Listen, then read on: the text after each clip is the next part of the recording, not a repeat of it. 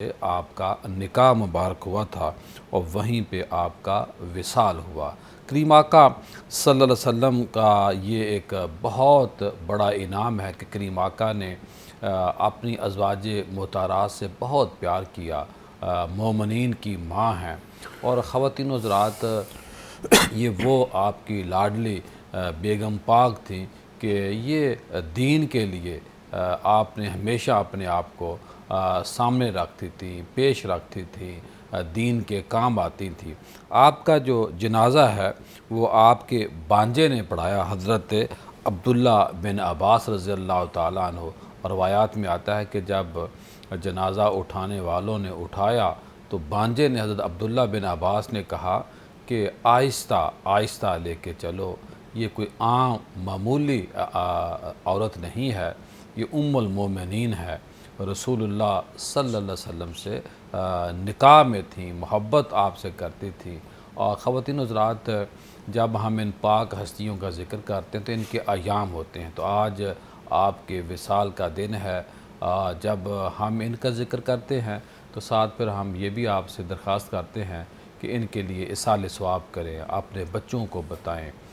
جب آپ اپنے بچوں کے ساتھ بیٹھتے ہیں، کارٹون کی بات ہوتی ہے، اسکول کے نصاب کی بات ہوتی ہے، بیٹا کیا کھانا ہے، آج کیا کیا تھا، تو ساتھ اسی لمحات کے اندر مجھے اور آپ کو چاہیے کہ ہم ان پاک ہستیوں کا 3-4-5 منٹ میں ذکر کریں، تاکہ ہماری جو نسل ہے اس کی ہم آبیاری ٹھیک طرح کر سکیں، ان کی تربیت ہم اچھی طرح کر سکیں۔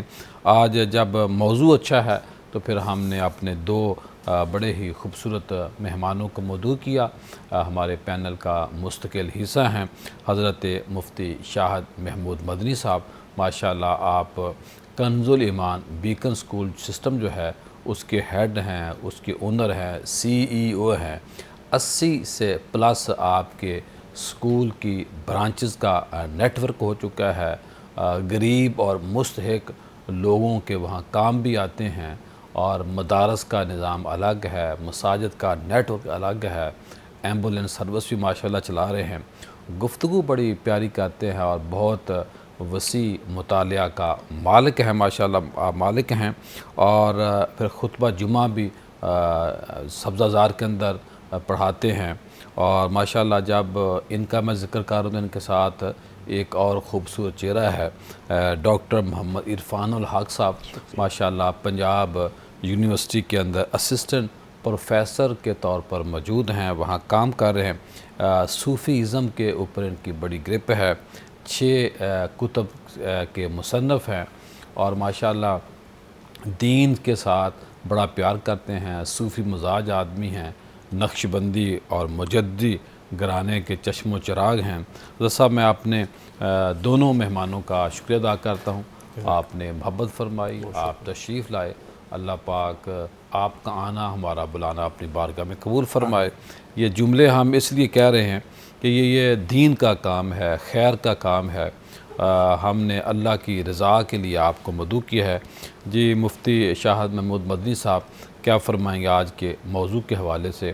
حضرت میمونہ بن حارث کا جو ابتدائی تعارف ہے اس پہ روشنی ڈالیں۔ بسم اللہ الرحمن الرحیم۔ نبی علیہ السلام کی ازواج مطہرات جو ہیں وہ ہماری مائیں ہیں، اور ہمیشہ کے لیے مومنین کی ماؤں کا درجہ ہے ان کا۔ پھر سب حضرت میمونہ بنت حارث رضی اللہ تعالی عنہ جو ہیں، یہ خاندانی اعتبار سے بڑے وجاہت کی حاملہ تھیں، اور آپ کا خاندان جو ہے وہ نبی علیہ السلام کے خاندان سے آپ کے 18ویں دادا جو تھے حضرت مدر رضی اللہ عنہما، تو ان سے آپ کا خاندان ملتا ہے۔ حضرت میمونہ رضی اللہ تعالی عنہ کا جیسے آپ نے انٹرو میں تذکرہ کیا، آپ کی والدہ اور آپ کے والد دونوں ہی جو ہیں وہ سخی مزاج تھے، اور آپ کے خاندان کا یہ ترا ہے کہ آپ کی والدہ سسرالی رشتوں کے اعتبار سے اتنی عزت کی مالکہ ہیں کہ وہ ایک وقت میں ان کے داماد نبی علیہ السلام بھی ہیں، حضرت ابوبکر صدیق بھی ہیں، حضرت عباس بھی ہیں، حضرت علی بھی ہیں، حضرت جعفر رضی اللہ عنہما بھی ہیں، سبحان حضرت اللہ، عثمان غنی بھی ہیں۔ یہ آپ ذرا غور کریں، وہ ماں کیسی ماں ہے کہ جس کے ایسی شانوں والے سبحان داماد اللہ، ہیں۔ سبحان اللہ۔ تو حضرت میمونہ بنت حارث رضی اللہ تعالی عنہ جو ہیں، ان کا اولین نکاح جو ہے وہ پہلا نکاح ہوا تھا، اس کے بعد پھر وہ فوت ہوئے تو اس کے بعد دوسرا نکاح ہوا، اور جب دوسرے شوہر آپ کے فوت ہوئے تو اس وقت پہلے سے نبی علیہ السلام کے ساتھ ان کی رشتہ داری بن چکی تھی۔ حضرت زینب بنت خزیمہ رضی اللہ تعالیٰ عنہ جو تھیں وہ ان کی بہن تھیں، اور حضرت زینب کا جب انتقال ہو گیا اور اس کے بعد ان کے شوہر کا انتقال ہو چکا تھا، تو اب حضرت عباس رضی اللہ تعالیٰ عنہ نبی علیہ السلام کے جو چچا ہیں وہ آپ کی بارگاہ میں آئے اور آ کے کہا کہ آپ حضرت میمونہ رضی اللہ عنہ کے بارے میں بتایا کہ ان کے شوہر کا انتقال ہو گیا، اور آپ کا ان کے بارے میں کیا خیال ہے، وہ آپ کے لیے جو ہے وہ، کیونکہ ویسے بھی حضرت عباس کے ہاں بھی حضرت ام فضل جو ہیں بہت مشہور صحابیہ ہیں، وہ ان کی بہن تھیں، تو انہوں نے تذکرہ کیا، نبی علیہ السلام نے قبول فرمایا، اور حضرت جعفر رضی اللہ تعالیٰ عنہ کو پھر پیغام دے کے بھیجا حضرت میمونہ کے پاس۔ تو جب حضرت جعفر رضی اللہ تعالیٰ عنہ گئے تو پھر سب بڑی شان کی مالکہ تھیں، نبی علیہ السلام سے ان کی محبت بڑی تھی، تو جب انہوں نے آ کے تذکرہ کیا تو انہوں نے ایک جملہ بولا، حدیثوں میں وہ موجود ہے، وہ اس وقت اونٹنی پہ سوار تھی، تو کہنے لگی البعیر وما علیہ للہ ولرسولہ، اللہ کہ یہ اونٹنی اور اس اونٹنی پہ جو ہے یہ سب اللہ اور اس کے رسول کی ہیں۔ سبحان اللہ۔ اور ان کے یہ ایک محبت کا جملہ ہے، قرآن حکیم پارہ نمبر 22 سورہ احزاب آیہ نمبر 50 میں اللہ تعالیٰ فرماتا ہے وَامْرَأَةً مُؤْمِنَةً إِنْ وَهَبَتْ نَفْسَهَا لِلنَّبِيِّ ان اراد النبی ان یستنکحها خالصۃ لک من دون المؤمنین۔ کیا پیارے، وہ مومنہ عورت جو اپنے آپ کو آپ کی بارگاہ میں پیش کر رہی ہیں، ہبہ کر رہی ہیں، اے پیارے اگر آپ ان سے نکاح پسند فرمائیں، سبحان اللہ، یعنی ان کا نکاح اللہ تعالیٰ نے آیت کریمہ نازل کر کے کروایا ہے۔ اور پھر آپ صلی اللہ علیہ وسلم کو جب بتایا گیا تو حضرت عباس رضی اللہ تعالیٰ عنہ کو وکیل بنا کے تو وکالت کے طور پہ نکاح ہوا، یعنی جب نکاح ہوا اس وقت سیدہ میمونہ موقع پہ موجود نہیں تھی، آپ مکہ مکرمہ میں تھیں، تو سرکار صلی اللہ علیہ وسلم بھی صلح حدیبیہ کے اگلے سال، پہلے جب آپ حدیبیہ کے لیے یعنی عمرے کے لیے تشریف لے گئے تھے اور راستے میں کافروں نے روک لیا اور بالآخر صلح حدیبیہ ہوئی، اور ایک سال کے بعد طے پایا کہ اگلے سال جو ہے وہ آپ آ سکتے ہیں۔ تو جب سرکار صلی اللہ علیہ وسلم اگلے سال تشریف لائے تو اس وقت مکہ مکرمہ میں حضرت رافع رضی اللہ تعالیٰ عنہ کی سرکار نے ڈیوٹی لگائی کہ آپ میمونہ رضی اللہ عنہ کو لے کے آئیں، اور مکہ مکرمہ سے جب وہ واپس آئیں تو مقام عرس اور نواریہ کا یہ علاقہ، اس وقت یہ نواریہ کا علاقہ ہے، وہاں جہاں ان کا مزار مبارک ہے، وہیں پہ ایک درخت کے نیچے جو ہے وہ آپ کی جو ہے وہ ملاقات ہوتی ہے، اور اس طرح آپ نبی علیہ السلام کی زوجیت میں آتی ہیں۔ اللہ آپ صلی اللہ تعالیٰ علیہ وسلم ان سے بہت پیار کرتے تھے اور یہ نبی علیہ السلام سے بہت جی ڈاکٹر صاحب کیا فرمائیں گے؟ میں نے آپ سے یہ پوچھنا ہے کہ جو آپ کا علم کے ساتھ پیار تھا، جو آپ کا فہم کے ساتھ پیار تھا، اس پہ روشنی ڈالیں۔ جی پیر صاحب بہت شکریہ، ایک بہت عظیم ہستی ہیں جن کے بارے میں آج ہمیں گفتگو کی سعادت حاصل ہے، حضرت سیدتنا میمونہ بنت حارث رضی اللہ تعالی عنہا۔ آپ کا جو خاندانی پس منظر ہے نا، ایک تو قریش قبیلے سے ہیں اور حلال بنو حلال جو اس کی شاخ ہے وہ اس سے تعلق رکھتی ہیں، اور پھر آپ نے دیکھا کہ 4 ہجری میں آپ کی جو بڑی بہن تھیں حضور کے عقد میں تھیں حضرت زینب بنت خزیمہ رضی اللہ تعالی عنہ، 4 ہجری میں ان کا وصال ہوتا ہے۔ تو یہ اس وقت جب ان کی شادی ہوئی تھی تو پہلی شادی جو ان کی تھی مسعود بن عمر کے ساتھ ہوئی تھی، اور مسعود بن عمر وہ شخص تھا جس کے بیٹوں نے جب حضور وادی طائف میں گئے نا تو اس کے بیٹوں نے اوباش لڑکوں کو آپ کے پیچھے لگایا تھا، وہ شخص تھا، اس نے آپ کو حضرت میمونہ کو طلاق دے دی تھی۔ اچھا، علم کی بات میں یہ کر رہا ہوں کہ بچپن ہی سے آپ کا جو خاندان تھا اس میں تعلیم اور تربیت کو بہت زیادہ اہمیت دی جاتی تھی، اور یہ تعلیم اور علم ہی کی بات تھی کہ حضور علیہ الصلوۃ والسلام کے ساتھ اس خاندان کا اتنا قریبی تعلق قائم ہوا۔ سبحان اور اللہ۔ یہ تعلیم اور تربیت ہی کی بات تھی، جیسے حضرت نے فرمایا کہ آپ کی ایک بہن جو تھی، حضرت مفتی شاہ محمود مدنی نے فرمایا، جی مفتی صاحب نے فرمایا، جی جی، تو آپ نے فرمایا کہ مطلب جیسے فرمایا کہ ایک بہن جو تھیں وہ حضرت ام الفضل لبابۃ الکبریٰ، حضرت حضور علیہ الصلوۃ والسلام کے چچا کے ساتھ، حضرت عباس کے ساتھ ان کے عقد میں تھیں۔ ایک بہن جو تھی اسما بنت امیس، وہ حضرت جعفر طیار کے ساتھ، پھر بعد میں ان کا عقد ہوا حضرت سیدنا ابوبکر صدیق کے ساتھ، اس کے بعد پھر حضرت مولا کائنات کے ساتھ ان کا نکاح ہوا۔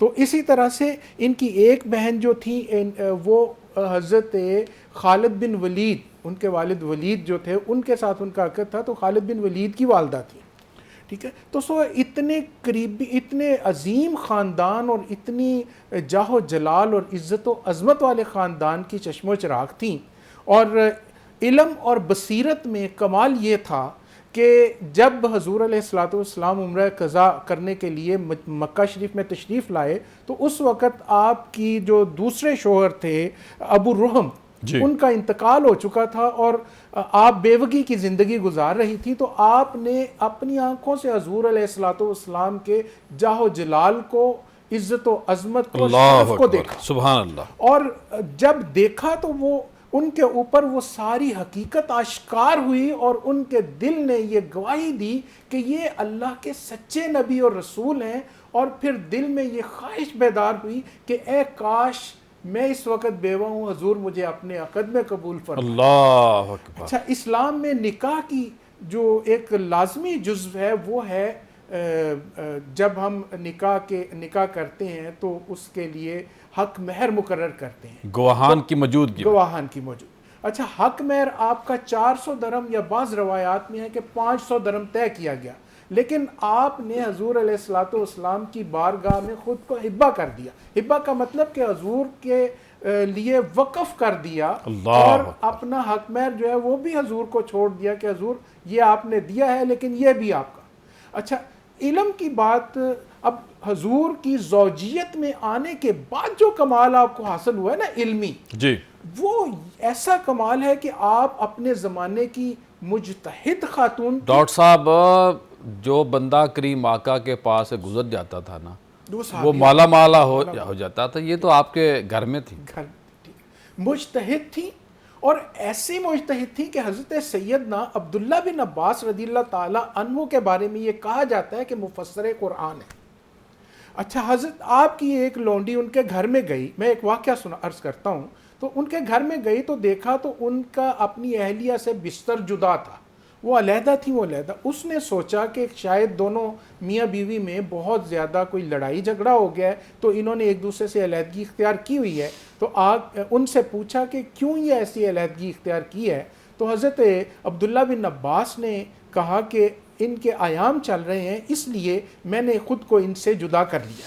صحیح۔ تو انہوں نے وہ بات آ کے حضرت میمونہ کو بتا دی، اور حضرت عبداللہ بن عباس چونکہ آپ کے سگے بھانجے تھے، صحیح، تو آپ نے اپنی اس خادمہ کو کہا، اس کنیز کو کہا کہ تم جاؤ عبداللہ کے پاس اور اسے کہو کہ آپ کی خالہ یہ کہتی ہیں کہ جب ہمارے ایسے ایام ہوتے تھے تو ہم نہ تو اپنی چٹائی حضور کی چٹائی سے علیحدہ کرتے تھے، بلکہ بعض اوقات حضور کا سر اقدس ہماری گود میں ہوتا تھا۔ اللہ، اور پھر یہ ارشاد فرمایا کہ وہ شرعی مسئلے کا پتہ بھی چل گیا، شرعی مسئلہ بتا دیا، اور کس کو رہی ہیں، دیکھیں کہ وہ مفسر قرآن ہیں، سبحان اللہ۔ اور سب سے بہت لوگ بڑے ڈاکٹر صاحب صحابہ میں دوبارہ آپ کی طرف آتا ہوں، یہاں بریک لینی، خواتین حضرات جائیے گا کہیں مت، ملتے ہیں مختصر بریک کے بعد۔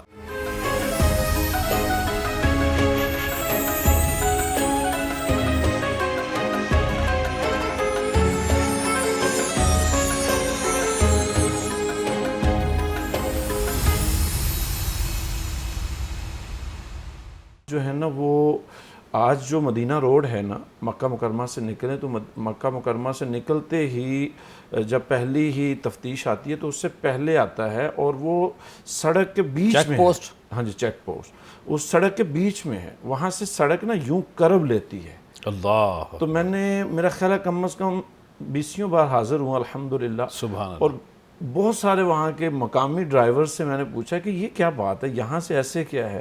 کہتے جب اماں کے مزار پاک سے یہ روڈ بن رہا تھا نا تو اور بھی لوگ عمارات جو تھی وہ مخدوش کی گئی تھیں، تو آپ کے مزار مبارک کے پاس جب وہ ٹریکٹر اور وہ جو بلڈوز کام کرنے والی مشینری، تو وہ مشینری آگے چل نہیں پاتی تھی. اللہ اکبر. آپ کا اتنا جلال ہے اور مجبوراً وہ روڈ یوں ٹرن کر کے لینا پڑا ہے، لائٹلی اس کو جو ہے نا گھمایا گیا ہے. اور آپ کے مزار پہ آج بھی حاضر ہوں. میں یہ بات اس لیے کر رہا ہوں کہ ناظرین پتہ چلے، جب اتنا محبت کا تذکرہ ہو رہا تو خواہش ہوتی ہے کہ ہم وہاں جائیں. صحیح. تو جب آپ عمرہ کے لیے یا حج کے لیے جائیں تو آسان سا ہے. جب آپ مسجد عائشہ جاتے ہیں تو مسجد عائشہ سے چند میل پہ فاصلے پہ اسی روڈ پہ جو ہے وہ آگے ہے، تو آپ اماں کے پاس جاتے ہیں. اماں کا ایسا لگتا ہے آپ کی بارگاہ میں جانے سے جیسے آپ ماں کی گود میں آ گئے. اللہ اکبر. اللہ یقین کیجئے وہاں کی کیفیت، وہاں کی جو صورت ہے وہ قابل بیان نہیں ہے. اللہ اور ہمیشہ ایک ہی بات کہ اماں آپ کے پاس آئیں، آپ ہماری سفارش کرتے ہیں تو اماں خالی ہاتھ نہ لٹائیں. خالی ہاتھ نہ لٹائیں. مائیں جو ہوتی ہیں وہ خالی ہاتھ جولیاں لٹاتی بھر دیں. نہیں ہیں.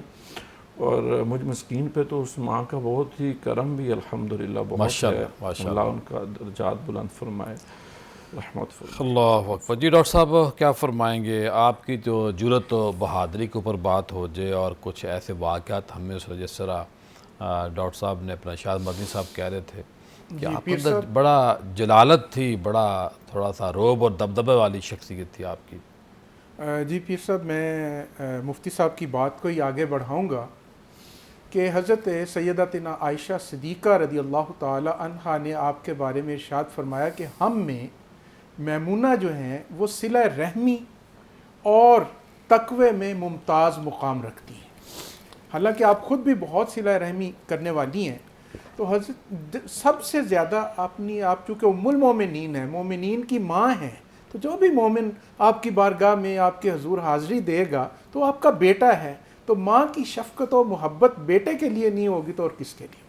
صحیح بات. تو یہ ام المومنین آپ حضرت سیدتنا خدیجۃ الکبریٰ سلام اللہ علیہا کے مزار اقدس پہ چلے جائیں، دیگر ازواج مطہرات کی بارگاہ میں حاضر ہوں، جہاں بھی آپ جائیں گے آپ کو ایسی کیفیات ملیں گی، کیونکہ یہ حضور کی بیویاں ہیں اور امت کی مائیں ہیں، اور ماؤں کی محبت جو ہے امت کے لیے لازوال ہے. میں عرض کروں کہ ایک آپ کی پہلے ہم بات کر رہے تھے علم کی، تو ایک خاتون آپ کی بارگاہ میں آئی، آپ کے پاس آئی، عرض کرنے لگی کہ میں آپ سے اجازت چاہتی ہوں کہ میں بیت المقدس میں جا کے نماز کی میں نے منت مانی تھی تو وہ نماز پڑھنا چاہ رہی. آپ نے پوچھا بیت المقدس کی منت کیوں مان لی؟ کہنے لگی میں بیمار ہو گئی تھی تو میں نے منت یہ مانی تھی کہ جب میں صحیح تندرست ہو جاؤں گی تو میں وہاں جا کے نماز پڑھوں گی. تو آپ نے فرمایا اس طرح کرو کہ تم مسجد نبوی شریف میں چلی جاؤ اور وہاں جا کے نماز پڑھ لو. تو اس نے عرض کی کہ میرا وہ جو منت ہے وہ پوری ہو جائے گی. آپ نے فرمایا کہ بہت زیادہ پوری ہو جائے گی. وجہ یہ ہے کہ حضور نے فرمایا کہ جو میری مسجد میں نماز پڑھے گا تو اس مسجد میں نماز پڑھنے کا ثواب دیگر مساجد میں نماز پڑھنے کے ثواب سے 1000 گنا زیادہ ہے. سبحان اللہ. تو آپ نے یہ دیکھیں ایک فقہی مسئلہ بھی اس کو بتا دیا، اس کی مشکل کشائی بھی کر دی، اس کی حاجت روائی بھی کر دی، اور اس کے سفر کی وہ جو منت کی جو اس نے مانی ہوئی تھی اس کا بھی ازالہ کر دیا کہ تم مسجد نبوی میں چلی جاؤ اور وہاں پہ نماز پڑھو. اسی طرح سے آپ غلام کو آزاد کرنے میں اتنی سخی تھیں کہ غلام جو بھی ہوتا تھا اس کو آزاد کر دیتی. اس وقت ڈاکٹر صاحب بہت بڑا کام ہوتا تھا، یہ بہت بڑا غلام کو آزاد کرنا. غلام کو ایک مرتبہ آپ نے غلام کو آزاد کیا تو رسول کریم صلی اللہ علیہ ہم آج تو اچھا ملازم مل جائے تو اس کو نہیں فری نہیں کرتے ہم، اس کو نہیں چھوڑتا. تو آپ نے غلام آزاد کیا تو حضور نے خاص طور پہ اس آزاد کرنے پہ دعا کی آپ کے لیے کہ اللہ اس نیک عمل کو اپنی بارگاہ میں قبول فرما. تو آپ کی جو شخصیت کا جاہ جلال ہے، دیکھیں خالد بن ولید کی خالہ ہوں، عبداللہ بن عباس کی خالہ ہوں، ہائے واہ، تو وہ خاتون کیسی خاتون ہوگی، اور پھر آپ جس خاندان سے تھی نا، آپ کے خاندان کا سب سے زیادہ اثر جو مکہ شریف اور نہ صرف مکہ شریف میں تھا، ڈاکٹر صاحب عام خاندان کی اور کریم آقا کے نکاح میں آ ہی نہیں سکتی، ساری خاص تھی، بالکل خاص تھی، اور حضور کے ساتھ نسب ملتا تھا. سبحان اللہ. ٹھیک ہے، حضور کی زوجیت نصیب ہو گئی، اور ایسے ایسے عظیم اولاد تھی، کمال ہے. تو یہ کسی عام ہستی کے ساتھ ایسے تعلقات، ایسی نسبتیں تو نہیں جڑی ہوتی ہیں نا. تو ان کے ساتھ یہ کمال کی نسبتیں تھیں، وہ بہت، ان کے سامنے تو کوئی کھڑا نہیں ہو سکتا تھا. آپ یہ دیکھیں، یہ واقعہ بہت اہم ہے کہ جب حضور عمرہ قضا ادا کرنے کے لیے مکہ شریف آتے ہیں تو اس وقت اہل مکہ تو تمام مشرکین تھے نا. ان مشرکین کے اندر آپ اکیلی وہ خاتون تھیں جنہوں نے اس جرت و بہادری کا مظاہرہ کیا کہ حضور کو، آپ گئیں ام الفضل کے پاس اور انہیں کہا کہ میرے دل میں حضور کی محبت جاگزی ہے، تو اگر میرا ان کے ساتھ، تو وہ پھر انہوں نے حضرت عباس سے بات کی. حضرت عباس حضور کے پاس گئے اور حضور نے پھر اس کو قبول فرمایا اور رشتہ بھیجا. اور انہوں نے اونٹنی پہ سوار تھی اور بہادری کے ساتھ کہا، مشرکین کے علاقے میں رہتے ہوئے، اور مشرکین رشتہ دار تھے اور قریبی ترین رشتہ دار تھے، تو انہوں نے کہا کہ یہ اونٹنی اور اس کا سوار دونوں اللہ اور اللہ کے رسول. اللہ. جی مفتی شاہد مدنی صاحب، آپ سے پہلے بات ہوئی، آپ مخصوص کیفیت میں چلے گئے، تو یہ بھی اللہ کی عطا ہے، جو جتنی محبت جس سے کرتا ہے بروز قیامت معاملہ بھی اسی کے ساتھ اس کا ہونا ہے.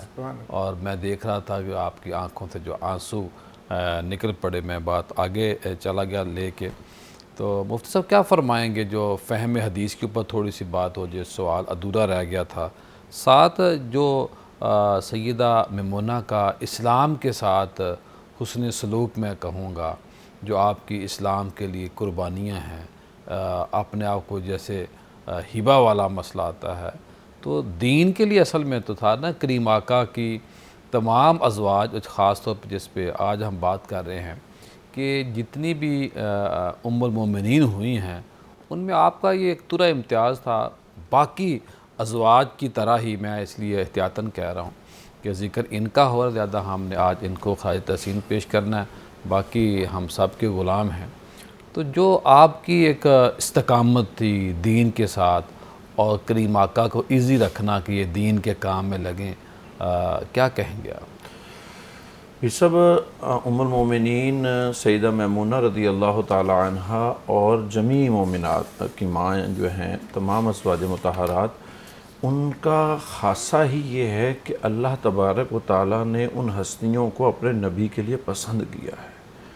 اور کوئی زوجہ بھی، بالخصوص سیدہ میمونہ رضی اللہ تعالیٰ عنہ، ایک حرف ہمیں ایسے نہیں ملتا کہ جن سے نبی علیہ السلام کو تکلیف کا سامنا ہو یا رکاوٹ ہوئی ہو. آج جس معاشرے میں ہم رہتے ہیں، جب گھر سے رکاوٹ ہوتی ہے نا، تو بڑے سے بڑا کامیاب آدمی بھی 4 سٹیپ پیچھے چلا جاتا ہے. ایسے ہی ٹھیک ہے، سکون قلب ہونا، سکون قلب ہونا، اندرونی خوشی ہونا، یہ بڑی بات ہوتی ہے. رکاوٹ نہ بننا، گھریلو نچاکیاں بندے کو کمزور کر دیتی. بالکل ایسا ہی ہے. اور جب آپ طائف جیسے شہر سے آپ زخمی ہو کے آئیں اور آپ غزوات سے واپس آئیں اور گھر سے آپ کے لیے محبت آ گئی، آپ کو محبت، اور کریم آقا کی ایج بھی اس وقت زیادہ تھی، ظاہر ہے وہ آپ، کیونکہ یہ آپ صلی اللہ علیہ وسلم کی آخری زوجہ محترمہ ہے.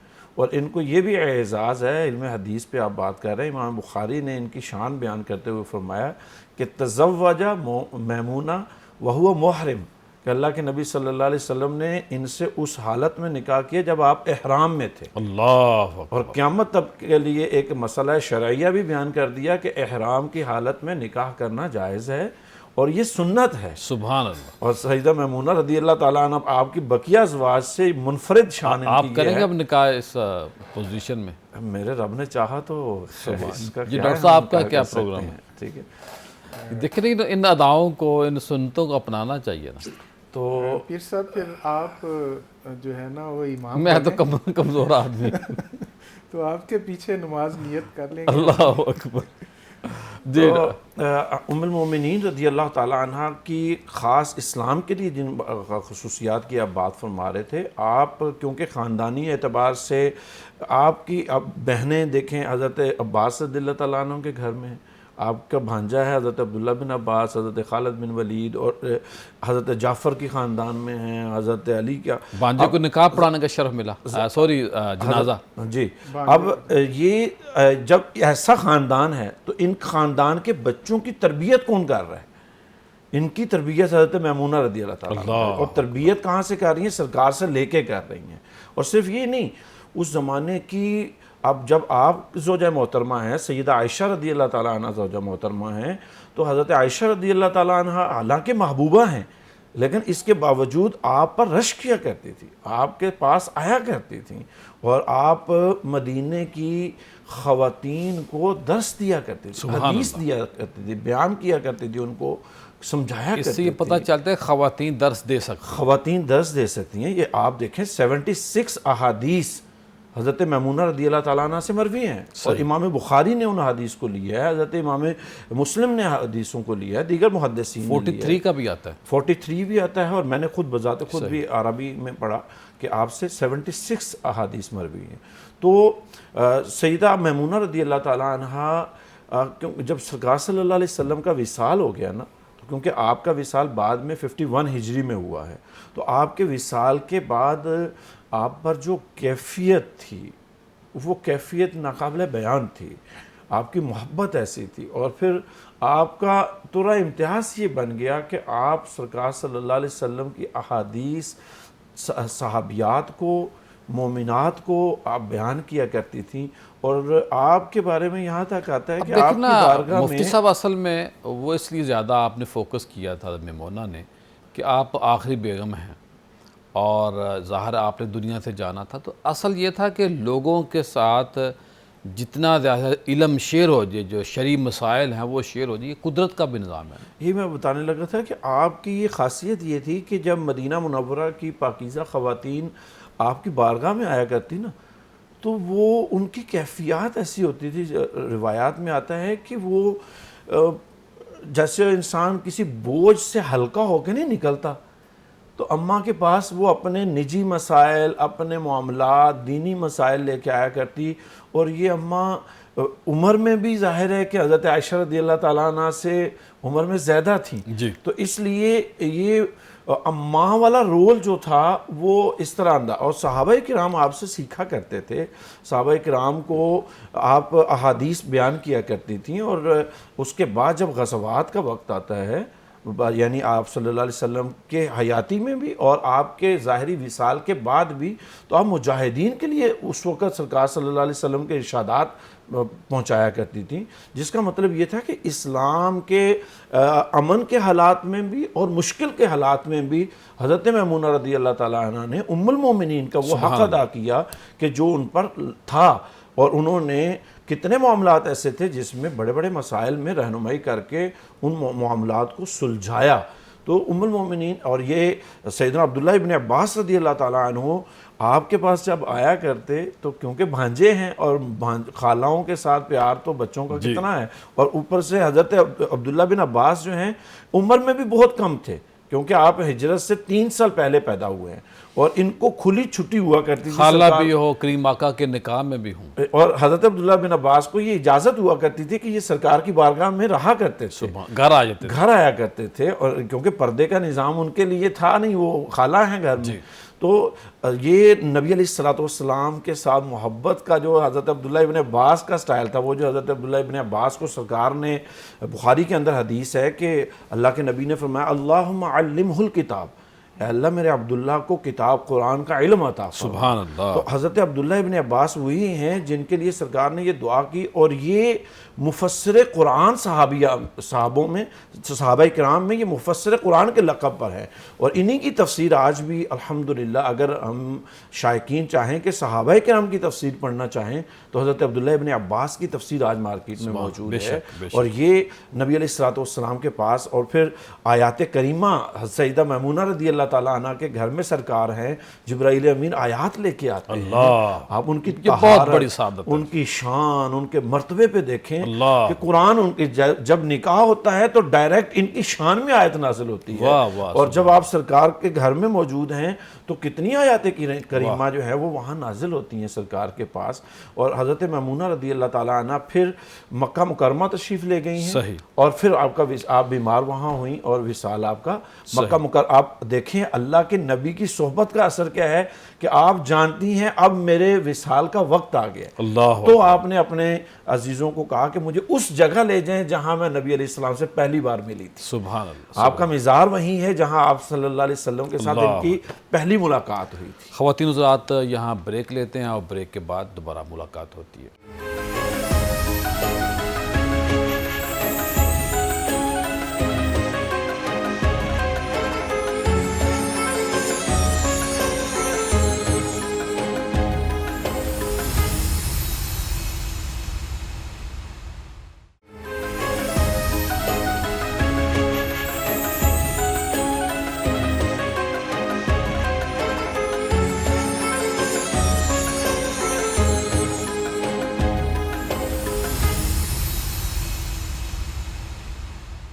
بریک کے بعد خوش آمدید خواتین حضرات، آج ہم بات کر رہے ہیں حضرت میمونہ رضی اللہ تعالی عنہ کی۔ آپ کی عظمت کو خراج تحسین پیش کیا گیا، آپ کے علم کے اوپر، آپ کے فضل کے اوپر، آپ کا محدثہ مفکرہ ہونا، مجتہد ہونا آپ کا، اس کے اوپر بات ہوئی، آپ کی نکاح کے اوپر بات ہوئی، آپ کے وصال کے اوپر بات ہوئی، اور جس طرح نکاح ہوا، جس طرح آپ کا دنیا سے جانا ہوا، اور احادیث کے اوپر بڑی بات ہوئی۔ اب ہم نے بات کرنی ہے، میں ڈاکٹر صاحب سے پوچھوں گا، ڈاکٹر صاحب آپ کا نام پہلے اور تھا، بعد میں نام رکھا گیا، ان دونوں ناموں کے اوپر بات کریں ذرا آپ۔ جی شکریہ پیر صاحب۔ آپ کا ابتدائی نام جو تھا وہ برہ تھا، اور جب حضور علیہ الصلاۃ والسلام کے عقد میں آپ آئیں تو حضور نے فوری طور پہ آپ کا نام تبدیل کر کے میمونہ رکھ دیا۔ میمونہ کا مطلب ہے کہ برکت کا باعث، برکت کی وجہ، باعث برکت۔ تو مفسرین کرام اس حوالے سے لکھتے ہیں کہ حضرت میمونہ رضی اللہ تعالی عنہا کے حضور کے عقد میں آنے کی جو برکات ہیں نا وہ بہت زیادہ تھی۔ ایک بات یہ کہ جب حضور کے ساتھ آپ کا نکاح ہوتا ہے تو اس وقت آپ حضور سے تقریباً 24 سال چھوٹی تھی۔ حضور کی عمر مبارک کوئی 60 سال کے قریب تھی، اور آپ کی عمر مبارک کوئی 35 سال کے قریب تھی، اور حضور کے وصال کے بعد آپ کوئی 80 سال عمر آپ نے پائی ہے۔ 51 ہجری میں آپ کا وصال ہوا ہے، تو یہ 80 سال ایج ہوئی ہے، 80 سال عمر آپ کی ہوئی ہے تقریباً، ماشاءاللہ، کم و بیش۔ ہاں جی۔ اچھا، جب آپ اسلام قبول کرتی ہیں تو جیسے میں نے پہلے عرض کیا تھا کہ آپ کا چونکہ جو قبیلہ تھا نا وہ آپ کا قبیلہ بنی حلال کے نام سے بھی مشہور تھا، قریش کا ایک اہم شاخ تھی، اور اس کا اثر مکہ شریف میں بھی بہت زیادہ تھا اور طائف میں بھی بہت زیادہ تھا۔ اور آپ کو یاد ہوگا کہ جب حضور علیہ الصلوۃ والسلام نے مکہ شریف میں ایسے مدینہ شریف ہجرت فرمائی تو مسلمانوں کا ایک وفد جو تھا وہ بلایا گیا تھا، اور اس کے 70 مسلمان مبلغین جو تھے ان کو دھوکے سے غزوہ احد کے قریب کوئی زمانہ تھا تو شہید کر دیا گیا تھا۔ تو وہ شہید کرنے والے جو گروہ تھا اور جو قبیلہ تھا، اس قبیلے کی بھی رشتہ داری اور تعلق آپ کے ساتھ بہت زیادہ تھا۔ کیا بات ہے! تو حضور علیہ الصلوۃ والسلام نے جب آپ سے نکاح کیا اور اس نکاح کی خبر جو ہے اہل مکہ کو پہنچی، تو اہل مکہ میں سے بے شمار وہ لوگ جن کے دلوں میں بدگمانیاں تھیں، وہ ایمان لانا چاہتے تھے لیکن کچھ بدگمانیاں تھیں کہ پتہ نہیں ہم کس طرح سے ایمان لائیں، کیسے لائیں، ایک دوسرے سے ڈرتے تھے اور مختلف شش و پنج کا شکار تھے۔ ان میں ایک بڑی مثال حضرت خالد بن ولید کی ہے، اور خالد بن ولید آپ کے سگے بھانجے تھے۔ تو آپ کے اسلام لانے کے بعد خالد بن ولید جو ہیں وہ حضور کے دست مبارک پہ مسلمان ہو گئے۔ اسی طرح اور بہت سارے جو تھے لوگ جو مکہ کے رہنے والے تھے، وہ آپ کے عقد کی وجہ سے، نکاح کی وجہ سے انہوں نے اسلام قبول کیا اور ان کی بدگمانیاں دور ہوئیں، وہ حضور سے قریب ہوئے۔ اور اسی طرح وہ زیاد بن مالک جو تھا، جس کی جو سردار تھا، اس کی سربراہی میں وہ 70 مسلمان شہید کیے گئے تھے مبلغین، وہ بھی اس نے بھی اسلام قبول کر لیا، اس کے سارے قبیلے نے اسلام قبول کر لیا، کیونکہ ان کو پتہ چلا کہ اب حضور ہمارے قریبی رشتہ دار ہیں، ہمارے قبیلے کی بیٹی جو ہے وہ حضور کے عقد میں ہے، تو جس شخص کے عقد میں اس قبیلے کی بیٹی چلی جاتی تھی تو وہ اس سے لڑائی نہیں کرتے تھے۔ تو یہ اصول تھے ان کے۔ تو یہ برکت تھی حضرت میمونہ بنت بنت حارث رضی اللہ تعالی عنہا کی کہ آپ کے حضور کے عقد میں آنے کے بعد مکہ اور طائف اور اس کے ارد گرد کے جملہ قبائل اس قدر تیزی سے اسلام انہوں نے قبول کیا اور کفر کا زور ٹوٹا کہ اگلے 1-1.5-2 سال میں مسلمانوں نے مکہ شریف کو بغیر لڑے فتح کر لیا. سبحان اللہ. تو یہ برکت تھی وہ حضرت میمونہ کی. اور مفسرین لکھتے ہیں کہ حضور نے غالباً اسی لیے آپ کا نام میمونہ رکھا کہ آپ کی برکت سے یہ سارا علاقہ جو ہے وہ مشرف بے اسلام. سبحان اللہ سبحان اللہ. جی مفتی شاہد مدنی صاحب. جی پیر صاحب، حضرت میمونہ رضی اللہ تعالی عنہ کی برکات ڈاکٹر صاحب بیان کر رہے تھے، اور یہ اس میں اس طرف بھی تو آپ ذرا ہم غور کریں. جی فرمائیے. اللہ کے نبی صلی اللہ علیہ وسلم نے نام پہلے رکھا ہے اور یہ قبائل مشرف اسلام بعد میں ہوئے ہیں. یعنی آپ صلی اللہ علیہ وسلم کی نگاہ یہ دیکھ رہی ہے کہ میمونہ کو عقد میں لینے سے اسلام اس طرح بھی پھیلے گا. اور حضرت میمونہ رضی اللہ تعالی عنہ جو ہیں، ان کی ایک بہن تھی حضرت اسمہ بنت امیس، اور اس خاندان کی یہ شان بھی بہت ہے کہ یہ جو سادات ہیں نا اس وقت، سیدہ فاطمہ الزہرا رضی اللہ تعالیٰ عنہ، ان کی یہ بہت خدمت گزار ہوتے تھے. سبحان اللہ. نبی کی یہ بیوی ہیں، لیکن انہوں نے اپنی بہن، اور وہ حضرت اسمہ بنت امیس جو ہیں وہ حضرت سیدنا ابوبکر صدیق رضی اللہ تعالیٰ عنہ کی زوجہ تھیں، اور حضرت سیدنا ابوبکر صدیق نے ان کی ڈیوٹی یہ لگائی ہوئی تھی کہ وہ سیدہ فاطمہ الزہرا کی خدمت کیا کریں گے. جب سیدہ فاطمہ الزہرا رضی اللہ تعالیٰ عنہ کا وصال ہوا تو اس وقت بھی حضرت اسمہ بنت امیس جو ہیں، حضرت ابوبکر صدیق کی بیوی اور سیدہ میمونہ رضی اللہ تعالیٰ عنہ کی بہن، وہ آپ کی خدمت میں موجود تھیں. تو یہ خاندان ایسے برکات کا حامل ہے، اور ان کی برکات آج بھی معاشرے میں موجود ہیں. اور بالخصوص کیونکہ ان کا تعلق پھر سیدنا عباس رضی اللہ تعالیٰ عنہ وہ طائف تشریف لے گئے تھے، اور ان کی دوسری بہن حضرت ام فضل جو ہیں اب وہ بھی وہاں. تو طائف کا اسلام کے حلقہ میں آنا، اور طائف جو کہ مشہور ہے ظالم اور نبی علیہ السلام کو تکالیف پہنچانے والے لوگوں سے، تو اس خاندان کی یہ شان ہے کہ انہوں نے طائف اور طائف کے گرد و نواح میں اسلام کو پھیلایا. آج بھی حضرت عبداللہ بن عباس رضی اللہ تعالیٰ عنہ کا روشنی طائف تک پہنچ گئی. جی، حضرت عبداللہ بن عباس رضی اللہ تعالیٰ عنہ کا جو مزار مبارک ہے وہ طائف شریف میں اللہ. وہیں آپ کا مدرسہ تھا، اور آج مسجد عبداللہ ابن عباس کے نام سے مشہور ہے. تو حضرت عبداللہ بن عباس رضی اللہ تعالیٰ عنہ نے ہی آپ کا نکاح بھی پڑھایا تھا. جیسے اور ان کا ذرا کیونکہ سب ماؤں سے بڑا پیار تھا، لیکن حضرت میمونہ سے اتنا پیار تھا کہ آپ کے جنازے کو جب لے جایا جا رہا ہے تو حضرت عبداللہ بن عباس نے صحابہ کرام کو، عزیز و اقربا کو تلقین کی کہ آہستہ لے کے چلنا ہے، کیونکہ یہ نبی کی سوء ادب میں یہ نبی کی زوجہ ہے، نہ تو جھٹکا لگے اور نہ تیزی دکھائی جائے. اللہ اللہ اکبر. اللہ. یہ شان کی مالکہ ہیں حضرت. جی ڈاکٹر صاحب کیا فرمائیں گے آخر میں؟ میں عرض کروں گا کہ دیکھیں، آپ کا سارا خاندان نہ مکہ شریف میں اور طائف میں تھا. حضور کے عقد میں آنے کے بعد 55 سال، حضور کے وصال کے بعد اتنا لمبا عرصہ آپ نے جو گزارا ہے، 51 ہجری میں جا کے آپ کا وصال ہوتا ہے، یہ سارا عرصہ آپ نے مدینہ شریف میں گزارا ہے. اور مدینہ شریف میں گزار کے یہ حضور کے ساتھ محبت کا ہے نا، ایک وارفتگی اور محبت کا ایک عالم ہے کہ عمرے کی غرض سے مکہ شریف تشریف لاتی ہیں اور طبیعت ناساز ہو جاتی ہے، اور وہاں بھانجا جو ہے آپ کا یزید بن اسم، وہ آپ کو اپنے گھر لے جاتا ہے، اور وہاں طبیعت اور زیادہ خراب ہوتی ہے. تو اس کو فرماتی ہیں کہ اسم بیٹا، میرا وقت وصال قریب ہے، اور میری جان اس وقت تک اس وجود سے نہیں نکلے گی جب تک میں مکہ شریف میں رہوں گی. کیوں کہ آقا علیہ الصلوۃ والسلام نے فرمایا تھا کہ تمہارا وصال مکہ میں نہیں ہوگا. تو پھر فرماتی ہیں کہ چلو مجھے مدینہ شریف لے چلو. وہ لے کر چلتے ہیں تو عین اس مقام پہ پہنچتے ہیں جہاں پہ آپ کا نکاح ہوا تھا. اسی درخت کے نیچے، اسے تاریخ میں صرف لکھا گیا، سین کے اوپر زبر ہے، رے کے نیچے زیر ہے اور فے، تو صرف. وہ مقام صرف پہ پہنچتی ہیں، عین اس جگہ پہنچتی ہیں جہاں حضور سے عقد ہوا تھا، جہاں وفا کا وعدہ ہوا تھا، جہاں عہد و پیما ہوئے تھے.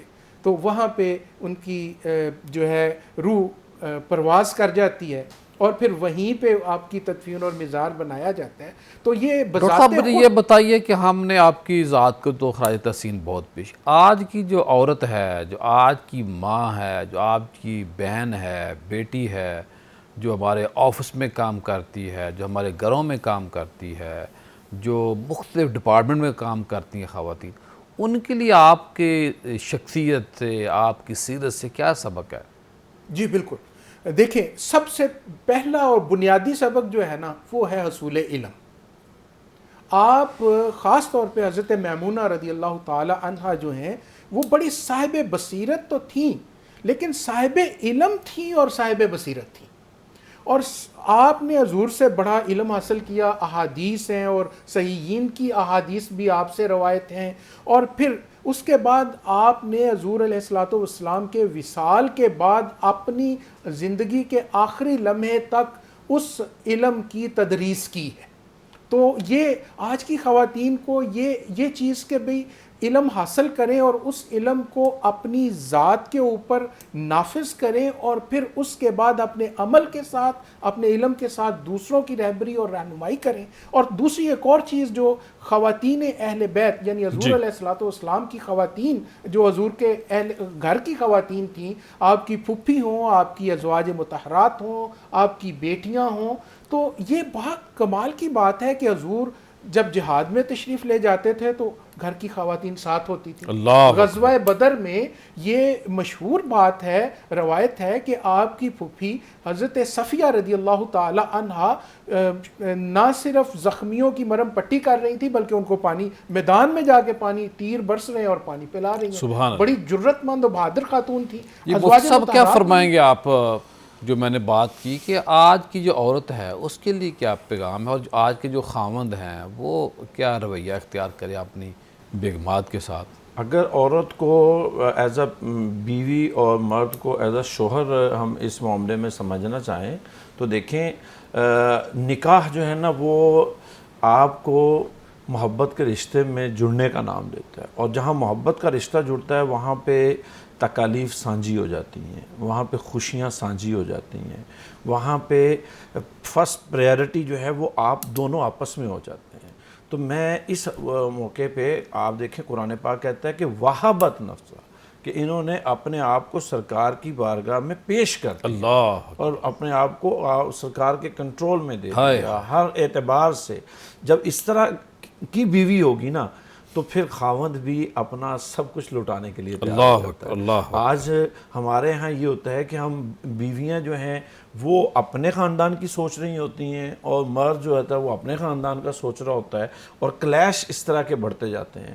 اگر ہم بیٹی جو ہوتی ہے وہ ماں سے اثر لیتی ہے، ظاہر ہے کہ اس نے خاندان، دولہا صاحب ہے وہ اپنی ماں سے اثر لے رہا ہے، وہ اپنی ماں سے اثر لیتا ہے، تو وہ ماؤں کی فائٹ میں آگے نفرت بڑھ جاتی ہے. تو یہ ام المومنین رضی اللہ تعالیٰ عنہ، آپ ذرا غور کریں نا، ام المومنین ہیں اور سیدہ فاطمہ تو زہرا ہیں گھر. سبحان اللہ. تو سیدہ فاطمہ تو زہرا جو ہیں، اگرچہ کہ آپ کی ڈائریکٹ ماں نہیں ہیں حضرت میمونہ رضی اللہ تعالیٰ عنہ، آپ تو حضرت خدیجہ کی بیٹی ہیں، لیکن ماں کا ادب انہوں نے بھی کیا اور ماں کا حق انہوں نے بھی ادا کیا. اور تربیت میں خواتین کے لیے ہمیشہ کے لیے ایک آئیڈیل. بہت شکریہ جی، بڑی مہربانی. خواتین حضرات، آج موضوع آپ کے سامنے تھا اور اب ہم نے دینا آپ کو وظیفہ. آج کا وظیفہ ہے یا محیی، یا محیی، زندگی دینے والا کون؟ میرا اللہ، میرا خالق، میرا مالک. خواتین حضرات، اگر آپ یہ چاہتے ہیں کہ آپ کا جو جسم ہے، جو آپ کا بدن ہے، اس کے اندر قوت آئے، جو انجانہ خوف ہوتا ہے، آپ سمجھ اٹھنے کو دل نہیں کرتا، اس کے لیے بڑا اچھا وظیفہ ہے. دل کو اگر آپ چاہتے ہیں کہ نور الہی سے منور ہو جائے تو اس کے لیے بہت اچھا وظیفہ ہے. روحانی درجات اور مقامات کے اندر اضافہ چاہتے ہیں تو اس کے لیے بڑا اہم وظیفہ ہے.